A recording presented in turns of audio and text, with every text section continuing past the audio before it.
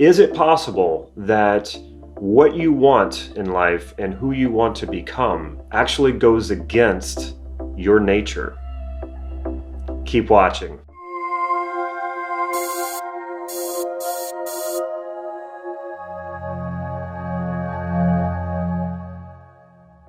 This is Life Mastery Gym. I'm Damon Card, and I teach people just like you cutting-edge NLP processes and techniques so that you can master your life and take charge of your destiny. So if that sounds good, make sure you click that subscribe button so you can get these videos on a regular basis. What you're going to learn about in this video is what part of you is nurture and what part of you is nature, and how the two either work together or work against each other in creating the life that you want to live, becoming the person you want to become, and accomplishing what it is that you want to accomplish. For the past several years, I've been studying exactly this, and I started in philosophy and I've dabbled in spirituality, and it wasn't until I came to NLP, Neuro-Linguistic Programming, that I found many wonderful answers in exactly this question.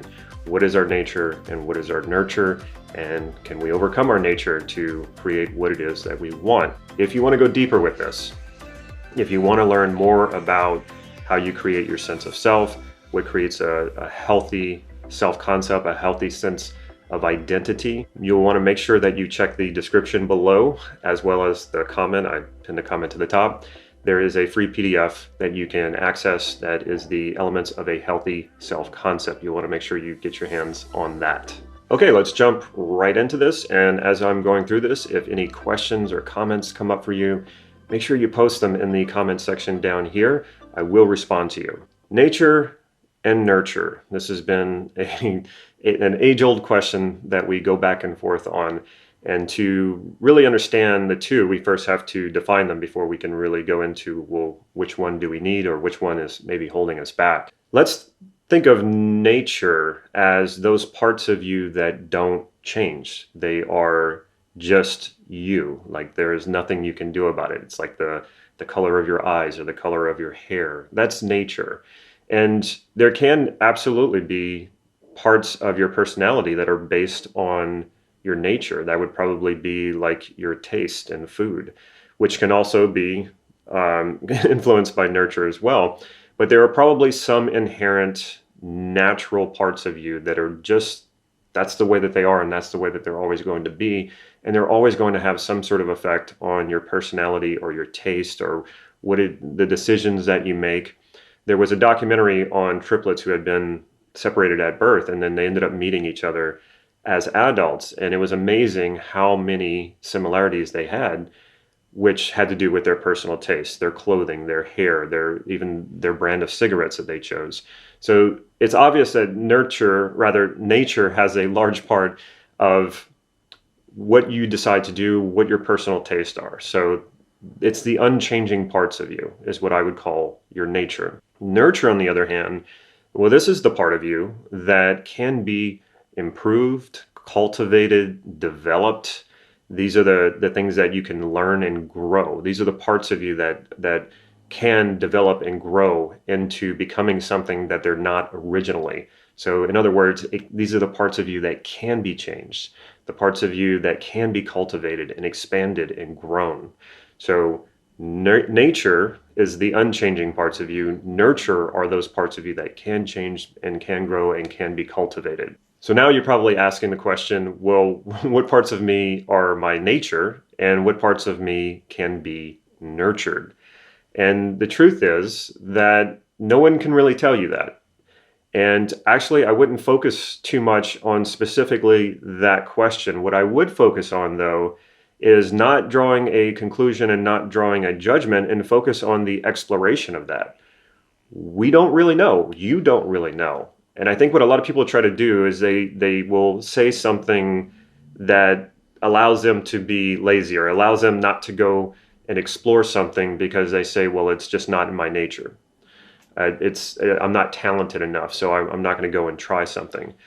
Well, you don't know. You have to go and actually explore it and question that belief to find out if indeed you can change it. And what I've found in my life is that, and my clients' lives, is that most things about you can change. Actually, your nature only makes up a very, very small part of you. the part of you that doesn't really change is actually very, very small. The part of you that can change, that can be cultivated and developed, we don't know any limitations on that. And we've yet to see those limitations because we continue to innovate. We continue to see people break records in sports. We continue to see people innovate and create in ways that we've until now have never seen before. So what I would recommend that you do is when you think of these ideas, well, maybe I can do this or maybe I can do that. Well, don't make a judgment, don't draw a conclusion, go and explore it and go and see. And so I'll give you an example in my own life. Last year, I decided I'm going to try learning how to sing. It's been something that since I was a kid that I always admired. I always admired great singers, and I always loved the idea of being able to do it someday. And so I started practicing, and it was fun. I definitely got better. So before I just thought, well, there's no way that I could ever be a singer. I'm not good enough. It's just not in me. It's not in my nature. And as soon as, I hear myself saying this, after all the training that I've done and all the coaching that I've done, I said, okay, well, I'm not going to believe that. I'm going to go and test this out. So did I get better? Yes, I did. Had I continued, would I have continued to get better? Well, yes, I would have. Was I naturally talented? No, I was not. And then what I discovered, though, is though I enjoyed it for a while, I just didn't continue to enjoy it enough to keep doing it. Now, you might say, well, Damon, that's probably your nature. Maybe so. I don't know. I just know that I didn't enjoy it enough to keep doing it to get really good at it. So I let it go. This year, I saw on YouTube some people, these polyglots who were speaking all these different languages, and I got inspired and decided I would once again try to learn a language. And in the past, I have failed at this, but I realized, well, that was really in my early 20s. Since then, I've learned so much about learning and about growing that I think I can do this now. And I started learning another language, and it's actually working, and actually I'm really enjoying it. So I would have thought up until just recently that I wasn't talented at learning languages, that it just wasn't in my nature. And I've found that that's just absolutely not true. And that's because I'm exploring it. And that's because I'm nurturing this ability to learn this other language. So here's the thing. When we think about trying something, when we think about working on something, cultivating something, a skill, an ability, or a talent, what we most often do is we go straight to, well, who is the best at this? So if it's basketball, and you say, okay, well, I want to get better at basketball, but I don't know if it's in my nature. I don't know if I'm going to be naturally talented or naturally good at it. And then we shoot to, well, who are the big basketball stars? And we go, oh, I'll never be those people. So it's just not in me. And then you never try. But so here's the thing. Okay. When you see people in the NBA, those are people who not only had all the natural aspects in their favor, they were naturally talented, naturally tall, naturally athletic, whatever all those things are. They had all the nature working for them, but they also had to do a lot of nurturing. Don't think that people get to the NBA just because they're naturally talented. Not at all. These people practice nonstop. They're constantly nurturing the ability to play basketball very well. So you put those two things together, and then you get people who are going to be at the top of the game. So that might not be in your nature to get there, but that doesn't mean that you shouldn't explore getting better at basketball. Because if you pull that comparison out, if you take out judging yourself, if you take out comparing yourself to others, and you just look at, well, okay, if I spend an hour a day working on my basketball game, I'm going to get better. There's just no way that won't happen. So you can nurture that ability, you can nurture that skill, and you can get good at it. Does it mean you're going to be in the NBA? Probably not, because only a very few people get there. But that's not even something to think about or worry about.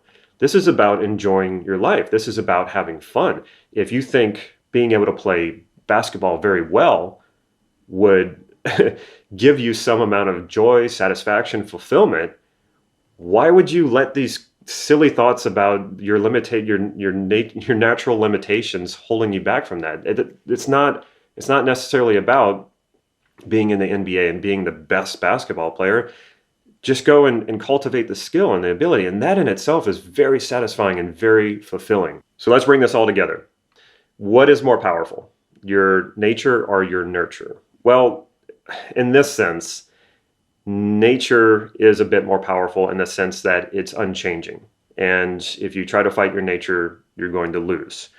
And that might be the first thing that comes to mind is sexuality. Some people are naturally straight, some people are naturally homosexual, some people are naturally bisexual. And we've seen what happens when you try to change yourself, specifically when homosexual people try to change into heterosexual. They are fighting their nature. They will lose this fight, and at some point they will either revert back to what they naturally are, or they will live a life of pain and suffering as they suppress their very nature.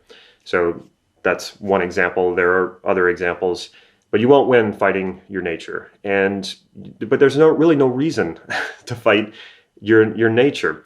Your nature, naturally, you are hardwired to be happy and fulfilled and satisfied. And the Buddha spent a lot of time proving that. And out of that became the practice of Zen Buddhism, where it is about reconnecting with that part of you. If you're suffering, reconnecting with that natural state, that natural part of you that is naturally happy and naturally fulfilled and satisfied. So that is your natural state. Your nature will not get in the way of you living a happy and fulfilled life. Now, your nurture, on the other hand, this is the fun part about being you. You get to explore what you can nurture from yourself. And anything you nurture is going to get better. It's going to develop. It's going to cultivate. So that's whether or not that's if you're going after learning a language. That's if you're doing yoga. And here's the other thing too. You don't want to compare yourself to other people. That's not the point of this. The point of nurturing is not comparing. Imagine a parent nurturing a child, which is what parents do, right? We nurture our children to grow up well-adjusted, happy, being able to do the things they need to do to survive in the world. Well, what happens when we compare our children to other children, and we do that to our children? That's not helpful at all. In fact, it's very destructive. So comparison is, in a sense, the opposite of nurture. There are some ways to use healthy comparison and healthy competition, but in general, comparing yourself to other people is the exact opposite of nurturing. So if you want to nurture something from yourself, if you want to cultivate something, you want to improve yourself in some way, you want to develop yourself in some way, nurture, do not compare, do not judge yourself. None of those things are going to help. Think about it. If you want to get better at anything, you need to treat yourself well. You need to make it fun. You need to make it playful. You need to make it interesting. The same thing goes on, like I said, learning another language. Well, I have to keep it interesting for myself because that's part of the nurture. I have to make it fun and interesting, and I love learning in general. So all of this is nurturing. So what is it that you want to accomplish? What is it that you've got in the back of your mind, you've been thinking you've always wanted to do? And then go test it out. You might have blown this off many times because you say, well, I'm not naturally talented. Most people aren't. Or it's not in my nature. I don't have the natural propensity to be good at this. Who cares? Take what it is that you're interested in and then ask yourself, how would I nurture this ability? How would I nurture this skill? Take a goal you want to achieve. How would I nurture myself toward achieving this goal? And it could be a monetary goal. It doesn't matter. It can be losing weight. It can be any of those things. And you say, okay, well, how would I nurture myself into becoming that person who can do that? And you think about a lot of the times of losing weight and why fat shaming doesn't work. Well, because it's a destructive tactic. You can't fat shame someone into becoming healthier. They may lose weight, but it won't be in a good way. But imagine if you nurtured yourself to losing weight. Because a lot of times that positive intent of what's causing someone to overeat, a lot of times is based in the desire to nurture oneself. So how would you change that then? How would you change nurturing yourself to be healthy? So really, really take the time to challenge the beliefs you have about what are your natural talents and your natural abilities, and start opening up that possibility of what you would like to do, what you would like to cultivate, what kind of skills you'd like to have, what you would like to accomplish. And then start asking yourself, how do I nurture myself to become that person who has those abilities? And I assure you, your life will start to change. So like I said, if this topic really interests you and you want to know more and you want to go deeper about how we create our identity, how we create our sense of self, you will definitely want to get your hands on this free report. It's a PDF right here in the description below. It's the elements of a healthy self-concept. You can get your hands on that, like I said, immediately, download it, go over it, and live by it. And also, if you have any questions about it or you have any comments about it, make sure you put those in the comments section down below and I will respond to you. If you like this video, make sure you click the like icon, and if you haven't already, why haven't you? Subscribe to this channel right here. Click that button and make sure you click the bell so you'll be notified when new videos come out. And last but not least, make sure that if you know of a friend or a family member who you think would enjoy this video, share it with them. Take care.